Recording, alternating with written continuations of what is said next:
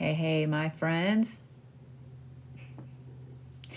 Hey, my friends. It's time for Shadow Work Philosophy. It is Monday. It is also 1113, 1113. So, if you didn't know, 113 happens to be my lucky number. Not only is today 1113, but it's a new moon. It's also the new moon of Scorpio. This is the first time in 2 years that the new moon in Scorpio has not happened on an eclipse. It's also in an interesting conjunction with Mars, Uranus, and Neptune, with Saturn being direct. So we're going to talk about what happens when you get re-triggered, because today, this new moon, I don't know if y'all woke up like I did or like everybody else I have talked to today, but either they woke up angry as hell or they woke up so deep in their own self, their own brain, their own shadow that they couldn't stand themselves. So let's talk a little bit about what happens when you get re-triggered. That is our class, our Shadow Work Philosophy class this evening. Because a lot of people, they believe that when you do shadow work and you heal a part of yourself, it's done. That thing never resurfaces. You've healed it. You're good. You're golden. You've healed it. That is not the case. What the case is that you healed the upper layer. There are always going to be parts underneath of that are festering, that have been festering for a long time. So once you hit your shadow work journey, you're always going to be on said shadow work journey. Now, I will say this, because as you guys know, I say repeatedly that you cannot do shadow work all the time. This means that you can't sit and write in a journal every single day. You cannot do shadow work prompts every single day. You will break yourself, especially when you're starting out. However, as you move forward in your spiritual journey and your shadow work journey, you're going to have times when you realize, oh my God, I'm a big kid and I'm doing shadow work in the moment, because something will pop up that used to trigger you and somehow it doesn't. Something will pop up and in the moment you'll think, am I wanting to react this way because of past triggers, because of how I've reacted in the past? What is it about the person in front of me, about the situation, etc., that is triggering that within me? So you're going to have times that you're re-triggered. It's just part of it. So what do you do when you're re-triggered? What do you do when a situation comes back around that you hadn't been triggered by in a while? A person comes back around that you hadn't been triggered by in a while. What happens? Here's what I'm going to recommend, because we're going to talk about this for about 30 minutes, 45 minutes. When you have something pop up that re-triggers you, the best thing to do is immediately take a step back. By immediately taking a step back, it allows you to process, okay, what just happened? What was it about that particular situation, that particular person, etc., that just re-triggered me? Take some time and think about it before you react. When you are re-triggered by something, there's a reason. There is something that was festering really deep in there. You peeled off the top bandage, you peeled off the second bandage, maybe the third and the fourth bandage. But there's always going to be some damage that's kind of festering in there somewhere. When you're re-triggered by something, you cannot react. You cannot react in the moment. Now, doesn't mean that you're going to remember that and go, oh, I can't react. No. If you do react in the moment, please don't stress about it and please don't beat yourself up, okay? Be easy on you. But take some time and think about things before you react. You need to understand, why are you wanting to react the way you're wanting to react? What is it that happened? So let's just say you got out of a very toxic job. That's something we can all relate to. Every single one of us has been in a job that was super toxic. Toxic coworkers, toxic boss, whatever it is. So you have a new job. You've been in this new job for a while and everything has been peachy keen, hunky-dory. We all have a coworker that is they are just a walking trigger. And maybe, just maybe, you haven't been reacting to that trigger coworker. However, something happens one day, something new, something different, and suddenly you catch yourself ready to bite someone's head off, ready to snap, ready to walk in and quit. And not just because you had a shitty day. That's the time to stop and really look at you. What is it in that other person that just triggered that response in you? Is it a behavior? Is it missing a deadline? Is it the way that they mishandle something? Is it their words? Is it how they treated you? What is it that caused that? Then you need to look at why. This is not something, when you're re-triggered, it is not something that instantly you're going to go, oh, because blah, blah, blah, blah, blah. I have been teaching shadow work since 2014. I've been doing it a little longer than that. I still have moments where something re-triggers me and I have to catch myself. And then I spend a couple of days processing what the fuck just happened. I always stop and think and look because I don't like that re-triggered me. Especially if it's something that I felt I had healed from. I'm going to say this again. You will be re-triggered multiple times as you go along your path. It's part of it. It's part of it. When that happens, please, please, please, be easy with yourself. Don't stress about it. It will happen.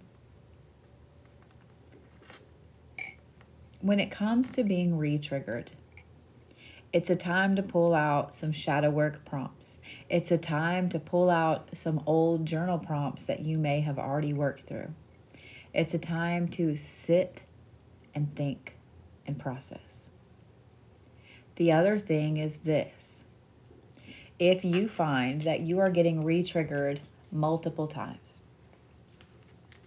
with the same situation or a different situation, and you cannot wrap your head around why you're getting re-triggered, there is no shame in reaching out to someone. There is no shame in reaching out to a spiritual advisor, a therapist, a counselor, someone who's qualified to help you. Sometimes there's no hurt at all in reaching out to a very level-headed friend. Do not reach out to that friend who is going to go, all right, this motherfucker, no. You need somebody level-headed. I understand everybody's economy, everybody's moolah is kind of in the shitter. And sometimes our insurance doesn't cover a therapist, a counselor. Find someone on a sliding scale. There are plenty of places all over. Find a spiritual advisor that you trust, that you've listened to, that you can view them and how they interact with people.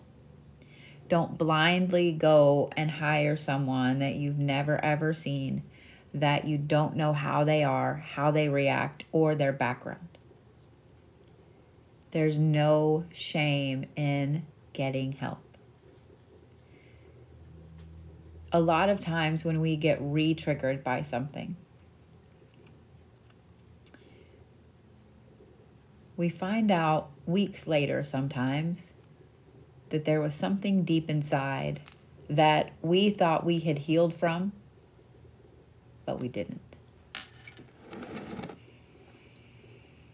And you're going to go through waves of being re-triggered. You're going to go through times where everything is wonderful, and then times of all the re-triggering. It does not mean that you are off of your spiritual journey. It doesn't mean that you are a failure. It means you're growing.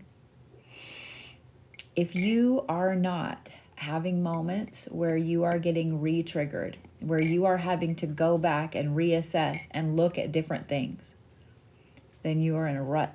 You are in a plateau. You are not growing. Spiritual growth is all about cycles. Healthy cycles, but cycles. When it comes to shadow work, I'm also going to say this because I had an in-depth conversation with a friend of mine yesterday about shadow work. Well, I say in-depth. A lot of people tend to use shadow work as a crutch. It is not a crutch. Therapy is not a crutch. Healing is not a crutch. The opposite is also true, that rubbing some dirt on it or being tough or just it is what it is, being the way that you're being, pushing stuff down into a little box, that's not healthy either. That's a crutch as well. Does it mean that you need to sit and have a breakdown every moment of every day? Absolutely not. Does it mean you're allowed to? Absolutely so. With shadow work, you have to give yourself time to process. As you're working through something, no matter what it is, you have to give yourself time to process. This is why I will beat it in every one of y'all's head that you cannot be doing shadow work every single day. You can't. You have to take time to heal the things first. For anybody that has been in a violent relationship, in a domestic violence situation, it will take you a long time and many, many cycles of being re-triggered before you are able to look at yourself in a healthy way. For those of you guys that have PTSD or CPTSD, I highly recommend working with a therapist or a counselor, especially for the times that you are re-triggered. Stress and anxiety, as well as some of the things that can happen physically to your body whenever you are re-triggered, thought I was going to sneeze, can really cause some deep health problems. So, don't hesitate to ask for help. I was watching something today. I broke 2 of my nails and I had to go get them fixed. And I was watching something today where they were talking about the epidemic of people taking their own lives and the pain that a lot of people go through, but they're told to hide it. Okay? There is strength in showing weakness. Showing weakness does not always mean that you are a weak person. Every single one of you has been through a job interview where they asked you, what is your greatest strength? And they also ask you, What is your weakness? Now, some people say, I'm a people person. That's my greatest strength. And I work too hard. That's my greatest weakness. No, it's not. If you aren't sure where to start with your shadow work, you can look at those two prompts right there. You didn't even know you were answering shadow work prompts on a job interview, did you? What is your greatest strength? And when you think about it for a moment, what is your greatest strength? Is it perseverance? Is it dedication? Is it loyalty? Is it the fact that you would be the one to run into a burning building? You are calm in the moment of panic. Doesn't matter if you break down and you have the panic attack later. That's what I do. What is your greatest strength? That one is usually pretty hard when we really sit down and we try to think, what is my greatest strength? When we sit down and we think about what our greatest weakness is, we can all come up with a long list of shit that's wrong with us. That's not your greatest weakness, though. That's just things that you perceive are wrong with you. Your greatest weakness, that right there, that is a very deep, intense shadow work prompt. Because the other thing is this: your greatest weakness, how you answer that question, it may actually change day to day. One day you wake up and you feel like your greatest weakness is the fact that you want to be Captain Save-A-Ho and you want to fix all of the brokens. And the next day you may wake up and realize that your greatest weakness is loyalty. Giving your loyalty to the wrong person. Strengths are the same way. You may wake up one morning and you are on fire and you realize that your greatest strength is that you can get up in front of a room of people and give a presentation, because that's a strength. The next day, your greatest strength may be that you could sit in front of a computer for 7 hours straight with your headphones in and bang out some work. So really think about those things. Those are two really amazing shadow work prompts. What is your greatest strength? And what is your greatest weakness? Now, here's the thing. I know that I said those two answers are going to change at least daily. Does not mean go do those shadow work prompts daily. Okay? You can use them to start your shadow work journey, especially right now. Because right now, coming out of eclipse season, and with this new moon in Scorpio, every single one of us this morning had a very interesting morning. I guarantee you did. Not only is the new moon in Scorpio all wrapped up with Mars, with Uranus, with Saturn going direct, and with Neptune, but it was on a Monday. A fucking Monday. And there was no eclipse this time. So, almost every single person that I know woke up angry as fuck, or deep, deep inside your own head, there's the yawn. And the thing about it is that when you have a new moon in Scorpio, this is a lot of very intense inward looking.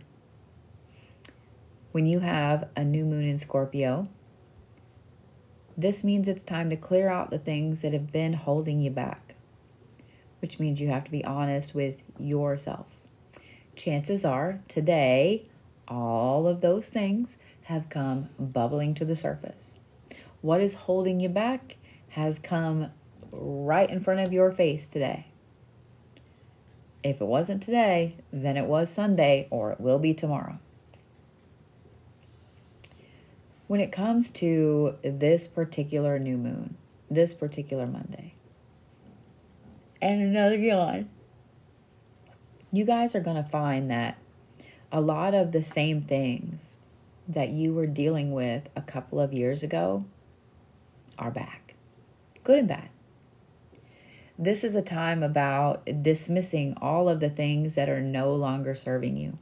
This is a time of dismissing all of those aspects that have been holding you back, including shadow work, meaning retriggers.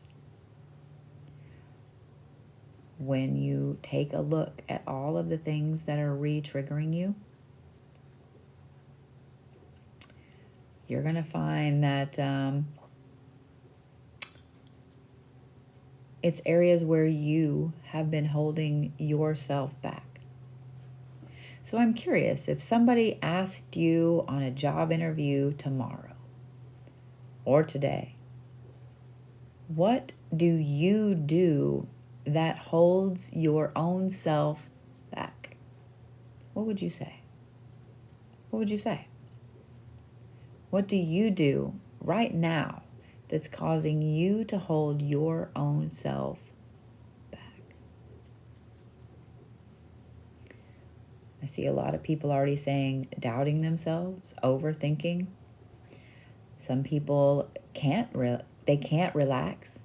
Some people can't react. Indecision, self-sabotage, doubt, self-confidence, limiting your own power, second-guessing yourself, having to step out of your comfort zone, anxiety, isolation, laziness, depression, constant fight or flight, forgetting your work, your worth, living in the past. Imposter syndrome is a thing. Most of you guys that talked about self-confidence and seeing your worth, a lot of times we all get imposter syndrome and we let it hold us back because we're told that if we brag about anything with ourselves, then you're obviously being selfish and you're bragging and you must not be that good since you have to talk about how good you are. Now, when you guys fight imposter syndrome, and we all do, myself included, everyone fights imposter syndrome. When you guys are fighting imposter syndrome, I want you to keep in mind, no one is like you. No single person anywhere is like you are. You might think that you're looking, acting, sounding, doing, whatever, too much like someone else. And don't get me wrong, there are people out there that flat copy someone else. But there is no one that is exactly like you are. No matter how much you try to be someone else, it will never work out. You will always get pulled back to exactly who you are and who you're supposed to be. Your path is not their path, and their path is not your path. And even if you try to put your footsteps in their exact same footsteps, there's still going to be differences. No matter what, no one will ever be exactly like you either. Just like you can never be exactly like someone else, no one can ever be exactly like you either. This means when you put something out there, when you do something, when you open a business, when you write a song, when you paint a painting, anything like that, there will be somebody that tries to copy you. Every time. Every time. And the more successful you are with those things, the more people will try to copy you. But the thing is, they will never be you. They will never be you. So, What is your greatest strength? Now that you've had time to think about it a little bit, what is your greatest strength? Is it always being able to see the good in people? Is it perseverance? Is it where your heart is? Is it your compassion, your ambition, empathy, creativity, resilience, recovery? That's a fantastic one right there. Striving for excellence, keeping boundaries, consistency. That's a good one. Always getting back up. Adaptability. That's a fantastic one. Every single one of you, as I was reading those comments and as you're watching some of them go by, what is it that you realized about yourself when I was reading those, when I was speaking them into existence, when you're watching them on the screen? Are you looking really hard at yourself? Those of you guys that didn't put anything in the chat or aren't sure, are you looking really hard at what your greatest strength is? Now, what is your greatest weakness? What is your greatest weakness in this moment, right now? What is your greatest weakness? I will tell you that the majority of the time, my personal greatest weakness is trying to do everything. I learned through many, many years of a very nasty relationship that it was just easier to do everything myself. It also meant that I didn't sleep very much, and I was always exhausted, worn out physically, mentally, emotionally. So now I have to fight that, and I have to let people help. I have employees for a reason. I have to allow people to help. That ends up being my greatest weakness. Now, some people would say, well, that's a plus, isn't it? No. When you can't allow people to help you, when you can't step back and say, hey, I need help with this, it does become a weakness.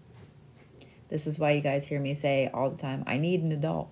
Now, to be honest, that's usually when I can't open something. But there are times we all need an adult. Don't stress about asking for help. I know it sucks. I know it sucks. But what is your greatest weakness? I want you to really think about that. I want you to really, really think about that. When you're re-triggered with something, and you've taken a step back and you're processing what happened and why you're re-triggered, it's a good time to write that stuff down. Even if you just put it on your phone, it's a good time to write that stuff down. Don't try to go through it all right then when you're writing it down, though. Those things that you realize are happening when you're being re-triggered, you can always use them later and unpack every little bitty thing. Don't try to do everything at once, okay? So what kind of questions do those of you guys watching this evening have about being re-triggered? What kind of questions do you have about how to deal with being re-triggered? How to start shadow work?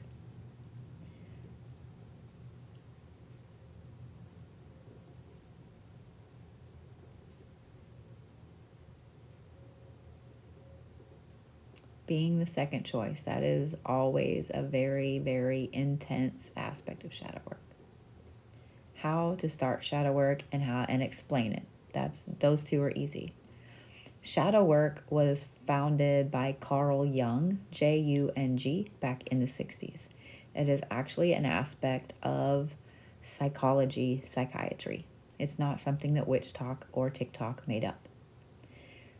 What it is taking the darker aspects of yourself and your personality, dealing with them and integrating them into the light, working through them and healing them. How to start? You started right now just by listening to this. I recommend finding a good shadow work journal. I do have a class that I teach. There's a video class on my site. I do not recommend using one of the shadow work apps. I also do not recommend you hiring anyone for shadow work help without checking them out thoroughly. Here's the problem. The reason that I do this particular class every Monday night for free is that when shadow work started to become a thing here on TikTok, I was watching people that had never done it jump on the bandwagon and suddenly start to teach other people. But they weren't teaching. What they were doing was being absolutely verbally abusive. Some of the apps that are out there that I have personally seen are horrendously abusive. That is not shadow work. So be very careful who you learn from. Be very careful what method you use. Not every method is right for every single person.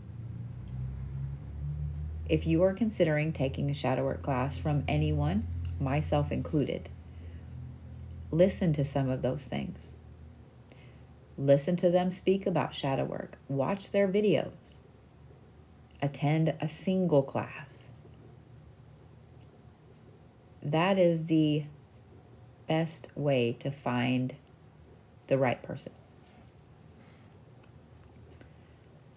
How will you know when the work is done? Will you have new triggers? Shadow work is never done. After you peel the layers off, there's always going to be other layers underneath. You will go through ebbs and flows of shadow work. It's just like a spiritual awakening. You're never off that train. Can you do it on your own? Absolutely. I highly recommend it. I do recommend either taking a class, a beginner class, or speaking with somebody personally to get you started. The rest of it, it's all you. Nobody can do your shadow work for you. Nobody can force you to do shadow work. It's you that does the things.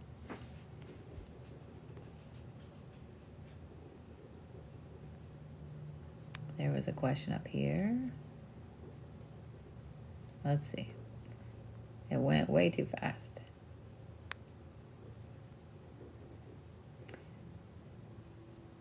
I'm scared to start shadow work because I feel like I just got to a place of growth. I don't want pain again. Here's the thing. There's always going to be pain there. Always. If you just continue to let it sit and fester without working through it, without trying to unpack it, it will only continue to get worse. We go through phases of growth where we deal with painful aspects of our life, painful experiences. We work through them with shadow work. This is technically what you're doing when you're working with a therapist. We go through aspects of shadow work. We heal some of those things. We start working through those traumas. And then we take a rest. We come to those plateaus where everything is calm for a little bit. The problem then lies in that some people want to stay on that plateau. You will be retriggered, and that's what we're talking about this evening. You will have times when you are retriggered. A lot. You will have times when you realize that a habit you have or something that you say or a behavior in other people or a situation or something re-triggers pain in you. If you decide to just push that back down in the box, you won't ever heal from it. You will always be doing shadow work. You will always have some kind of issue, some kind of fresh wound that's right there. If you don't have things going on, you aren't growing. Now, I'm not saying that you have to be in the middle of the shit the whole time to be able to grow. That's not it. It ebbs and flows. One moment you're climbing the mountain, you're growing, it's painful, it's tough, it sucks. The next moment you're on a beautiful plateau walking through a valley. And then you're climbing again, and then another valley. It ebbs and flows. Now, some people are very hard-headed and they're in that valley way longer than they should be. And then all of that growth happens at once. Or they stay too long climbing the mountain and they pass by the plateaus where they should be taking a rest and taking a breath. One of the best analogies that I've ever heard when talking about dealing with shadow work and when talking about being retriggered and growing is this. You cannot move a boulder the size of a house all at once. You cannot move a mountain all at once. It took a long time for that boulder to grow. It took a long time for that mountain to be built. You have to undo that mountain pebble by pebble. You have to chip away at that boulder chip by chip. One day you'll look up and you'll realize there's no more boulder. One day you'll look up and realize that whole mountain has been moved. So, you cannot heal everything instantly. You cannot heal everything all at once. You have to take time and go bit by bit by bit. Faith said, it's really hard work, but it's worth it. And that right there is absolutely true. Can't we heal completely or always be triggered? You will always have something that needs to be healed in you. You will always have something. Does it mean you're always going to be re-triggered? No, not about the same thing.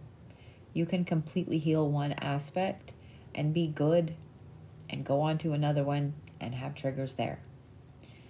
There are always going to be things that you're going to be healing from, especially when you're on a spiritual journey. It's unfortunately part of it.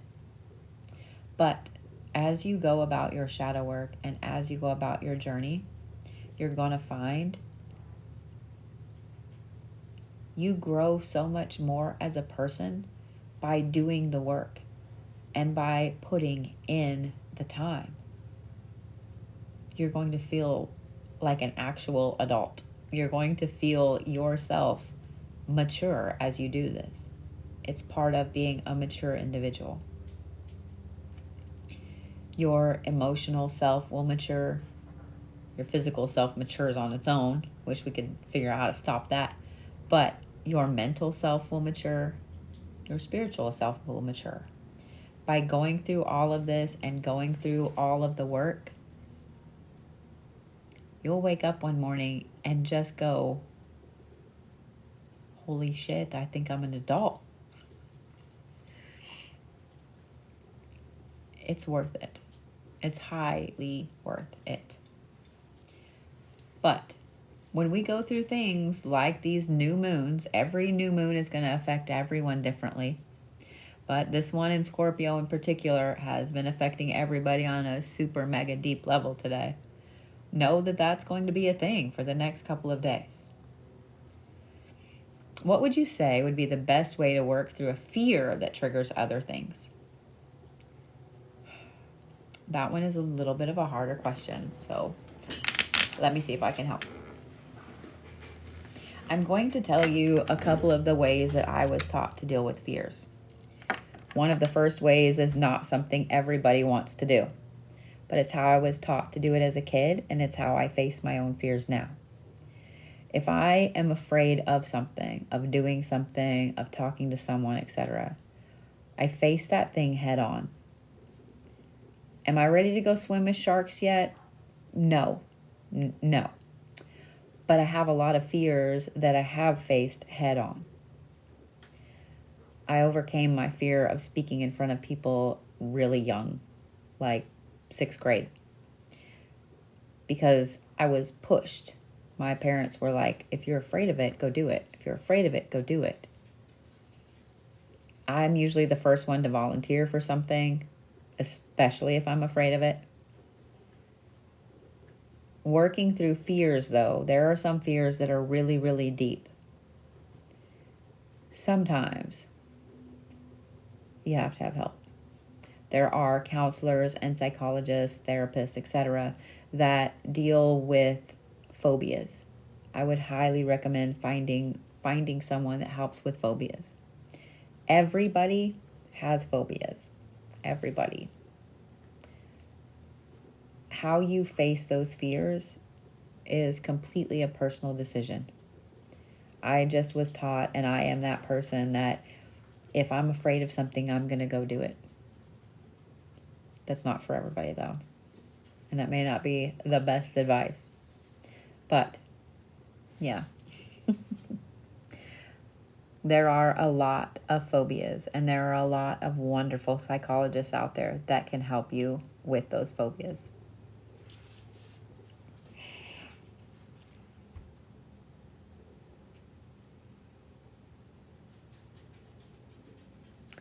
You're welcome, Sid. Sid said, thank you. I'm on my journey to get through my fear. It's been so challenging. It's really challenging. Somebody just mentioned the fear of abandonment. That right there is one that we all face. Every single one of us. We have had some time in our life where somebody has left. Somebody has walked off. Sometimes it can be a little bitty thing, and sometimes it can be a massive thing. If you had a parent leave when you were really, really young, I did. My parents got divorced when I was 1.5.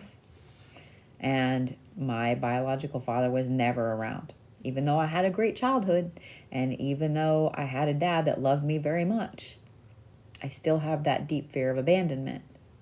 It's something that I will always deal with the rest of my life, of not being good enough for somebody to stick around. We all have a fear of abandonment. That is one thing that can be re-triggered over and over and over. But every single one of us has a fear of abandonment in some form or other. So that was a fantastic one that somebody brought up, and I didn't even catch who that was that brought it up. It's horrible. So, with that being said, I'm going to leave you. Sorry, that was a really terrible joke, but it happened. It happened. So, I am going to say this. Don't stress about the fear of abandonment for tonight. Let's table that for some other shadow work philosophy class. This week, I want you to just look at what you think your greatest success is. What is your greatest strength? What is your greatest failure?